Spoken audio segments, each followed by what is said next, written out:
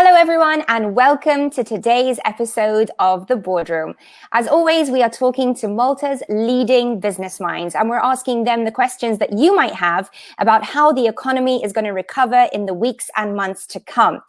As always, we are live right now on Facebook, and we would love for you to join the conversation. So please do add your questions and your comments below, and we will pass them on to our interviewees. If you don't manage to catch us live, then don't worry. This will be streamed back on who'swho.mt, which is Malta's leading business portal. Now, today we're going to be talking about a sector that was very hard hit in our economy, especially early on, and that is retail. And joining us today, we have three brilliant minds from across the retail sector. We have Sam Borg, who is director of Bortex, which has a large operation both locally and overseas. We have Claire Abela, who's the director of Lucy Makeup Store and the Frank stores. And we have Sarah McGourty, who's the founder of Miss Ellen's Sweet Shop. Miss Ellen's has that wonderful van that many of us will have seen driving the streets of Malta and encouraging us to buy lots of lovely sweeties. Welcome to everyone. Thanks for being with us on the Boardroom. Hi, Joe. Thanks for having me. Hi. So, Sam, I'm going to come to you first, and I'm going to ask all of you the same question this time. I'd just love to know, how were you hit those first few days of COVID when you realized things were changing, you realized you were going to be impacted? Sam, what was your experience at the very start? Oh, good question. Good question, Joe. Essentially, right at the outset, very similar to everyone else, I think the first warning signs in a European context was what happened in Italy. And I think the Maltese, being overly conscious, we anticipated quite early on that it was very likely that we would have very similar repercussions here in Malta. And so it was very much a case of preparing for the shockwaves that were to come. We were hoping for the best, but preparing for the worst, essentially. And lo and behold, the shock did come, and then a demand and supply shock at the same time. But thankfully, we were able to respond quite quickly, particularly because of what we had seen, obviously, overseas. So I'd say that one of the benefits to us of the scenario was basically that we were quite quick to respond at the outset, but very shocked, obviously. Absolutely. Thank you, Sam. And Claire, coming over to you, obviously running a chain of shops all over the islands. How was Frank's and obviously Lucy Makeup Store as well? How were you affected in those early days? Very similar to Sam. Initially, it's a shock.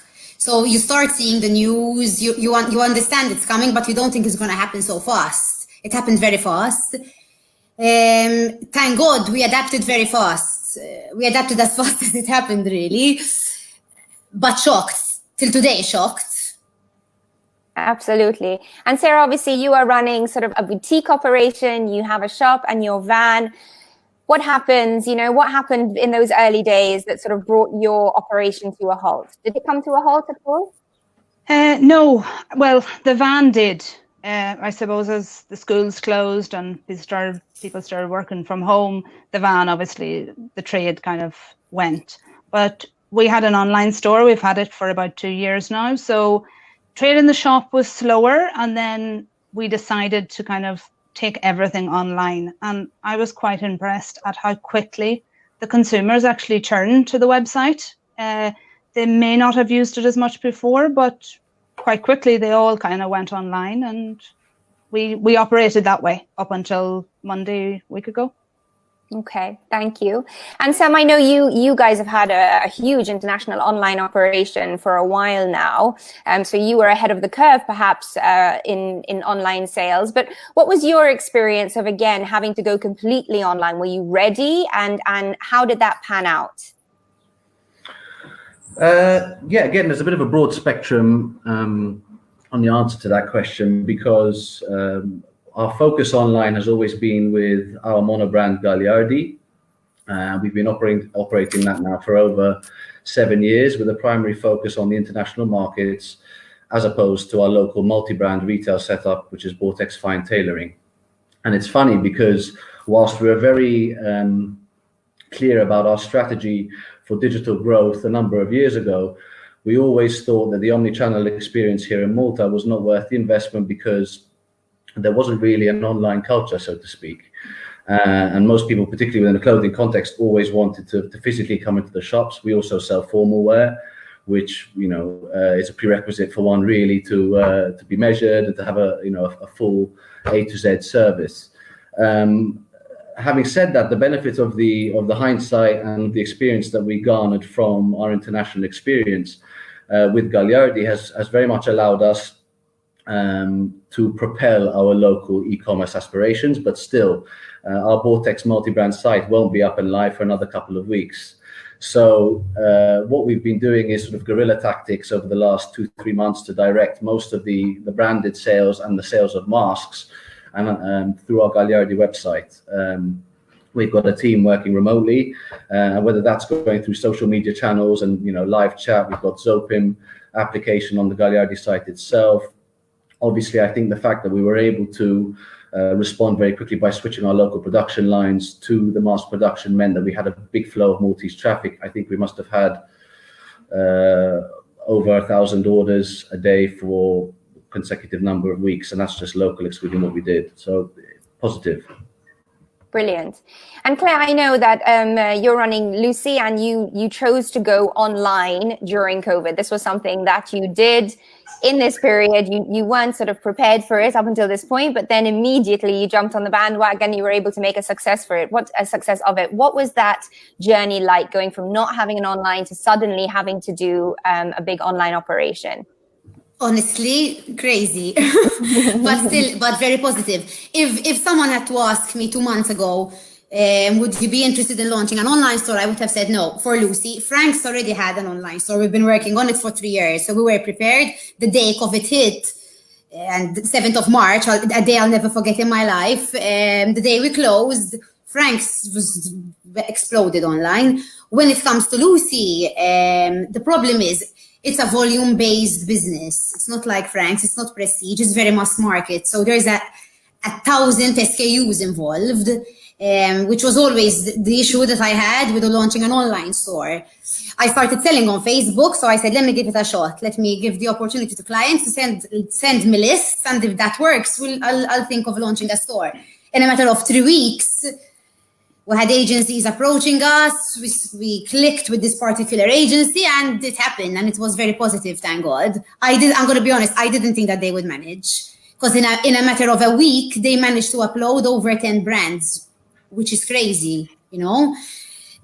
Creating the system behind it was insane, because in my case, I'm used to having when you're used to a brick and mortar store, so you're used to a particular system. When you're selling makeup, it's a consultation-based sale. So it's not a small, medium, or large. There's a lot of colors, a lot of textures, a lot of different senses involved. But people wanted to take care of themselves and wanted to feel good about themselves, thank God. So it worked. It worked out. Okay, that's so interesting. And I think, Sarah, coming to you, you'd already started making the shift online, so perhaps you were prepared. But were you surprised by quite how much online business came in? I mean, I've heard reports of retailers saying that they had 70% more sales online than they were expecting. Is this something that was true for you? What was the online journey like? Yes, I was really quite surprised at how quickly people came onto it. I suppose for us online, we're very much an experience-based product, from the van to the shop. So I think the transition to ensure that people got an equal experience when they purchased online, that took a little longer. Like, we do this thing where we write handwritten thank you notes on each order. Now, it was a great idea at 3 o'clock in the afternoon, not so much at 1 o'clock in the morning when I was finishing 20, 30 orders, but you do something and you stick with it. And quite a few people have come back to me and said, you know, thank you for that. It made a difference. So I think for us here, that was the hardest thing, to ensure that people still got the experience, that it's not just a bag dropped at your door. That there was something kind of unique to it. We are a unique business, so it was to ensure that kind of followed through. That's lovely. And now, I mean, I pity you guys in a way, because you had the shutdown and now you've had the open up, and it feels like there hasn't really been enough time in between to get used to either of those things. So Sam, I'll come back to you. You say you're still obviously making big moves in online, but obviously now the store is open again. So how have you adapted to trying to get both of those back running at the same time? And how are you adapting to the new regulations for in-person sales? Okay. Yeah, I think the irony of the situation that we will find ourselves in is that in an age of information, we have so much misinformation out there, not in a local context, of course, more in a global context. So what that does is feed a lot of uncertainty into a lot of people.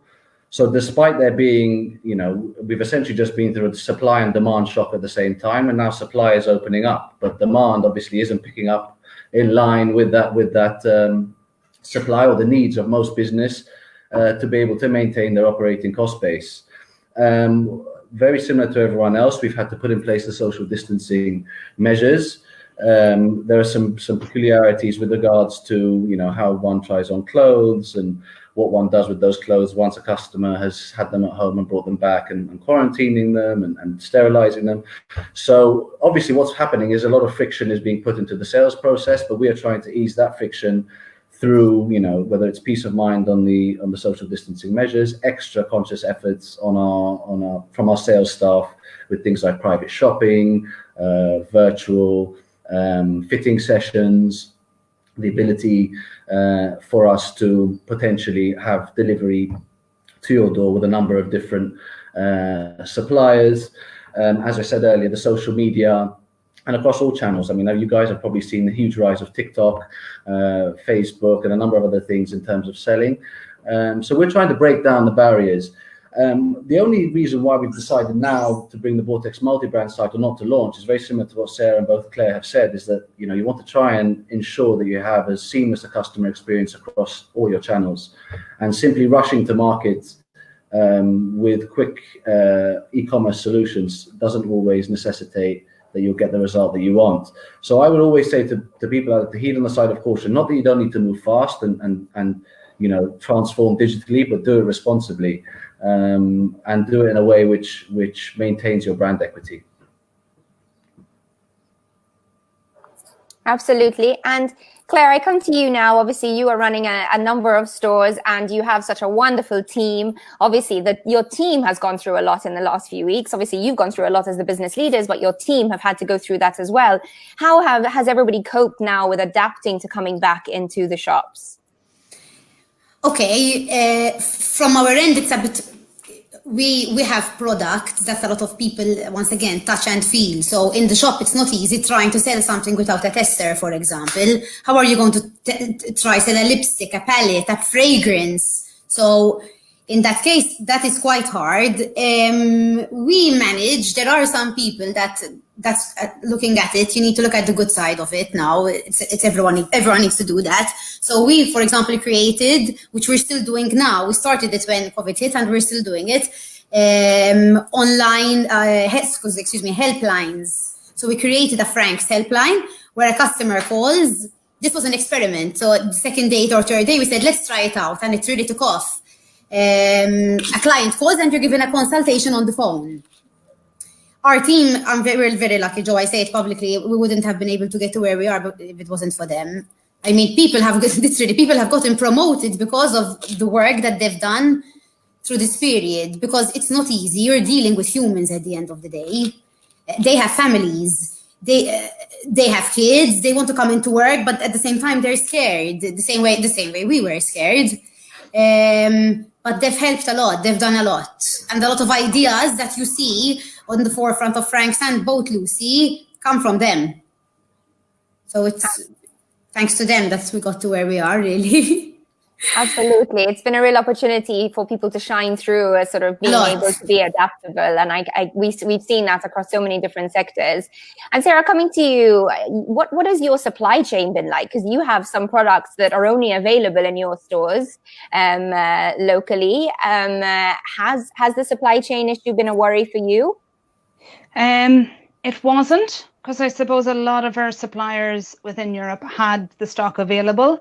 It's now that I may be finding that certainly things took longer to come, but now I'll be questioning what exactly are they going to be stocking, what is available, because a lot of our stock comes from America, Australia, America especially. And it's also, they're not just supplying us with it, they're supplying the whole of Europe. And if there's a slowdown in purchasing, okay, maybe not here, but abroad, that will affect what they're bringing in. They already bring in small quantities as it is. So I would question about what they're going to bring in future. Absolutely. But we'll have to take it day by day, week by week. Absolutely. And I'll open that to you, Claire, as well. Supply chain, again, for you guys, has that been a sort of a worry on top of everything else?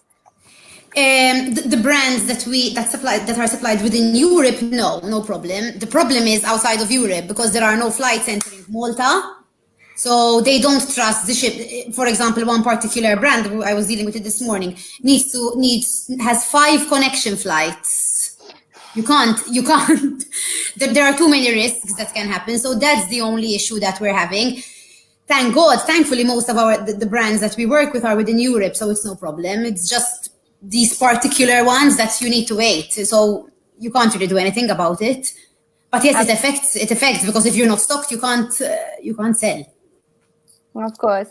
Sam, I'm interested to come to you and talk a bit about consumer trends. Has anything surprised you in the past few weeks? Perhaps things you wouldn't have expected from maybe a Maltese consumer specifically? Anything that stands out to you? You said, gosh, I never thought that we'd see the day. Anything at all? Contactless payments and cashless payments. I think everyone seems, from a society that loves cash, all of a sudden we're all quite happy not to use it. So that was a pleasant surprise.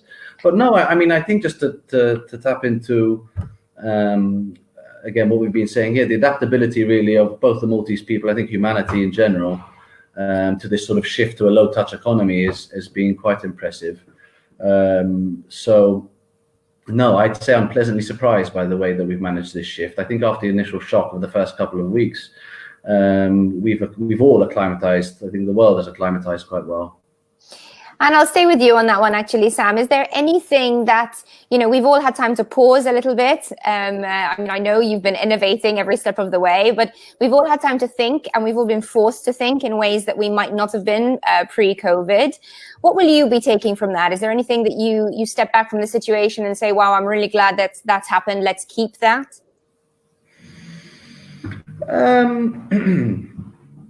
Yes, I suppose for me, the biggest silver lining out of all of COVID is the impact on sustainability around the globe.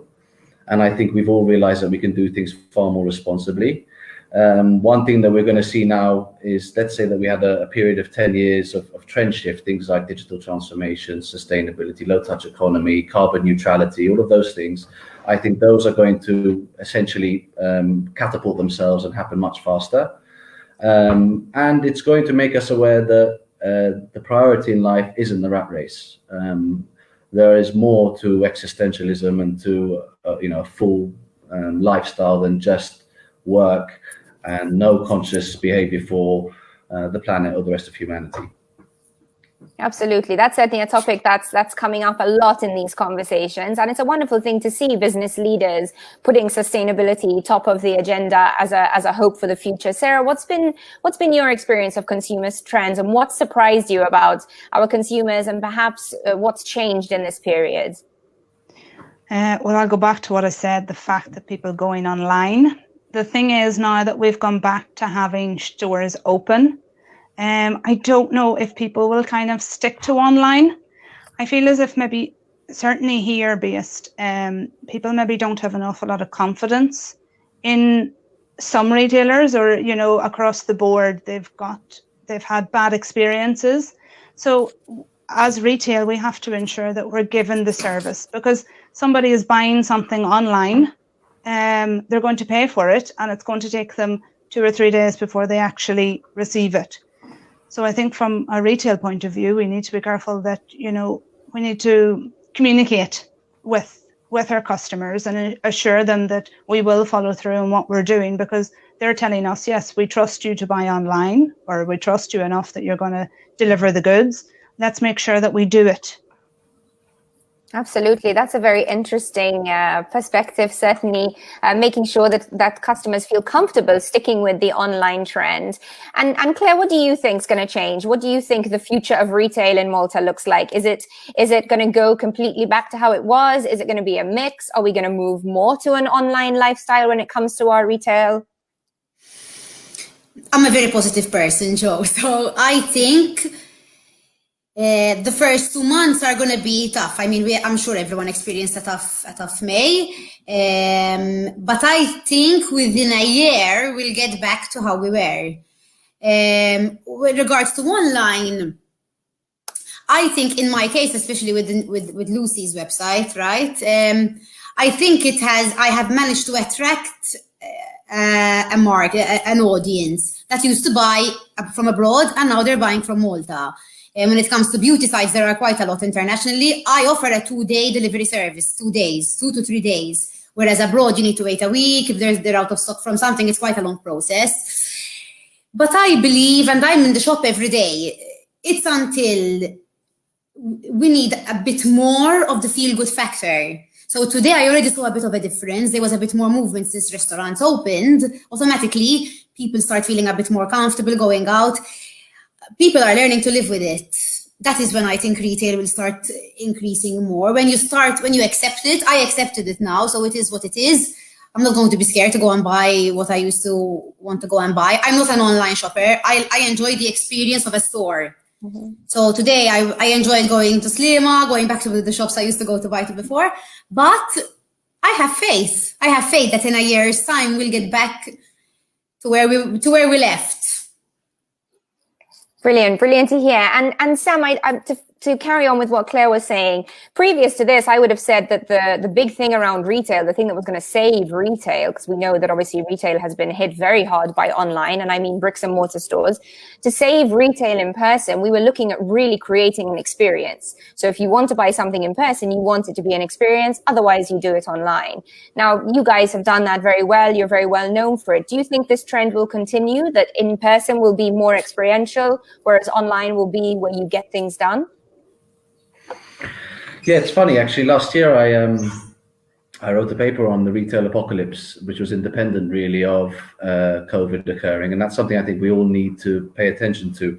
36% of fashion companies in North America, or retailers, but fashion focused, in North America and Europe, already in financial distress before COVID. There was already this shift, this need of brands who are simply selling products and competing in sort of red ocean bloodbaths, who needed to find clever ways in which to move into experiential retail and find reasons for customers to really come in and enjoy the environment. So I agree with Claire there. I generally love, I don't know, I was in believe it or not, I was in Beirut with a last year, a company called GS Stores, and they were doing Zumba classes in their stores with influencers. You know, and again, I was flabbergasted by it and the media attention that it had. They had flocks and crowds outside waiting for these influencers to come in. The minute they opened up after the Zumba session, all the products that they'd worn during the session were sold out. They had a DJ there. They had people doing cocktails. It was really fantastic. And I certainly think that if one wants to try and anticipate what's coming, we have to continue to give customers different reasons to love, build brand love, basically. Brilliant. Okay, well, Sarah, I'm going to come to you as we start to close. If you had to give one piece of advice, one important thing that you've learned during the COVID period to other retailers or other business leaders that might be watching this, what would that be? What's the key takeaway? The biggest thing I think is personalize the customer's experience. It's something we've done from the start. Coming from abroad, it's all about making your customer, at that moment in time, they're the most important person, and, tailor your experience to their needs. If they need you to search on Google for something to help them out, you do it. If you have to send them to another store, do it, because they come back, give them the help that they need. And I think at least it has worked for us. People come back and they tell us, you helped us out with this last time. So for me, that's it. I would want it. Exactly. Thank you, Sarah. Claire? apart from what Sarah said, which is very, very important for a brand, it's look at things from the right perspective. Don't look at them when you feel like you're drowning, which I'm sure a lot of people feel. Look at things from the right perspective and in a positive perspective. Automatically, you'll connect to good things. Good things will come your way if you look at things from the right perspective. Thank you. And finally, Sam, what is your word of advice? Again, to reiterate the words of wisdom from Claire and Sarah, customer sovereignty is key. We live in an age where the price of information is zero. So whether it's reviews or social media platforms, the customer has so much more voice. And listen to that voice, because the closer you are to your customer, the closer you are to success. Brilliant. Well, wise words there. Thank you very much. 3 of Malta's brilliant retailers who've kept bringing us the things we need in the past few weeks, and I'm sure we'll continue to have lots of success in the future. So thank you all for being with me today on the Boardroom, and thank you to all of you who've been watching us at home, at the office. Have a great evening, and we will see you soon on the Boardroom. Thank you. Thank you. Thank you. Bye. Bye.